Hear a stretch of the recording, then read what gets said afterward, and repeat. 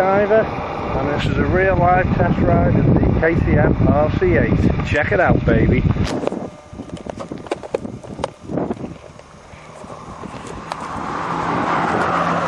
I've just ridden her across North Wales from Queen's Ferry through to Corwin on the Corwin Road, down the Namfrankin Pass to Ruffin, and then from Ruffin over to Kerry Gideon up to the Denby Moors, and I'm on the Denby Moors now.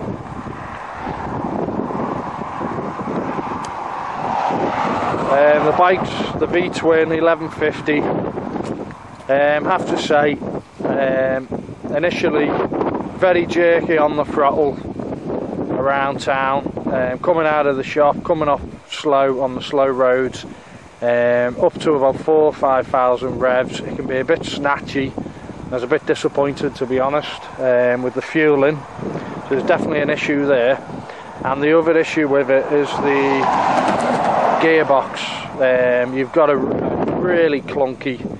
I've not known a bike like that for a good while. I can't believe KTM make off-road bikes, because I can't, you know, the gear change is really poor, to be fair. The plus points of the bike: absolutely handles lovely, you know, real sweet handling, turns in, light steering. It's got a steering damper in it, it obviously needs it, because it is been a bit twitchy over the higher speeds. The brakes are unbelievable, and the handling, and the riding position is really good. Loads of room to the pegs, quite low. They are adjustable, they can go higher, but on the road absolutely spot on. Seats a little bit on the thin side. Do have a bit more padding, but there's loads of room, and it's really, you know, it's well suited to a you know, a 6-footer, so no problems with the riding position.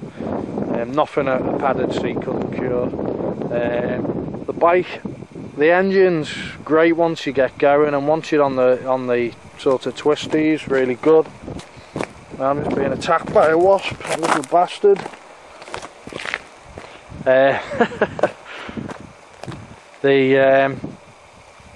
I've lost where I am now.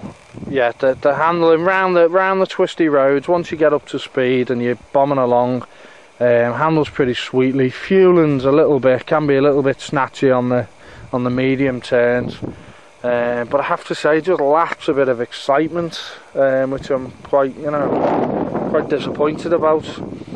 It lacks that grin factor. It seems to be too competent at getting down the road without really giving you much thrills.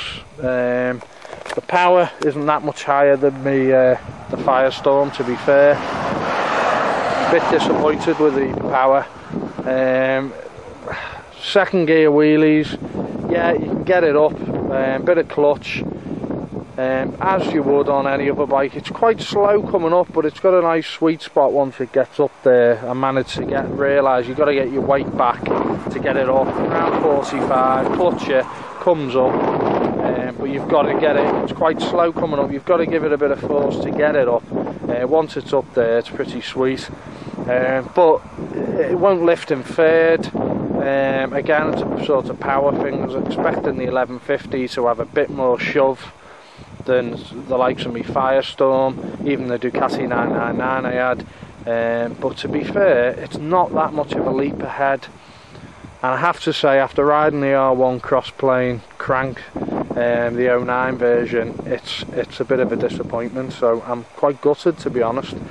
I'd like to ride the R version, see whether that's, I believe the fueling has been sorted on that version. I wouldn't expect it to. Handling and all the rest of it, I wouldn't be bothered, but I believe the fueling's better on that. I'm not sure whether it's got a bit more power as well, but I'd certainly like to try that before ruling it out. But definitely the R1 has got more of a grin factor, absolutely, you know, the power's just really good fun. So that's it really, test ride over. Well, not over, but I've got to head back to Queen's Ferry. But as I say, nice bike. I love the looks, love the riding position, but could have lived with that clunky gearbox and that poor erratic fueling, and I'd have to say, don't know, tough one. Alright then, I'm signing off. Hope you enjoyed that test ride. Courtesy of Ian Mack Test Rider. Bye! I thought I'd best start it for you as well so you can have a listen. Not much to hear like.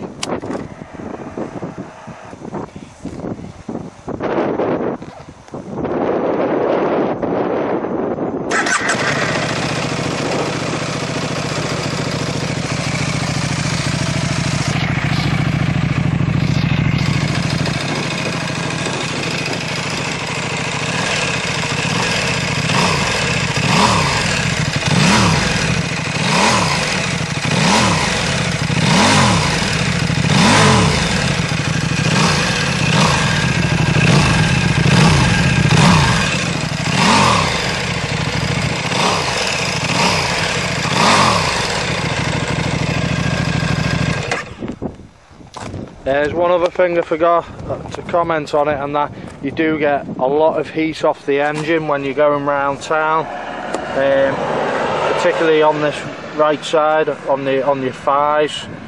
It will be quite uncomfortable, especially if you went abroad. Goodbye!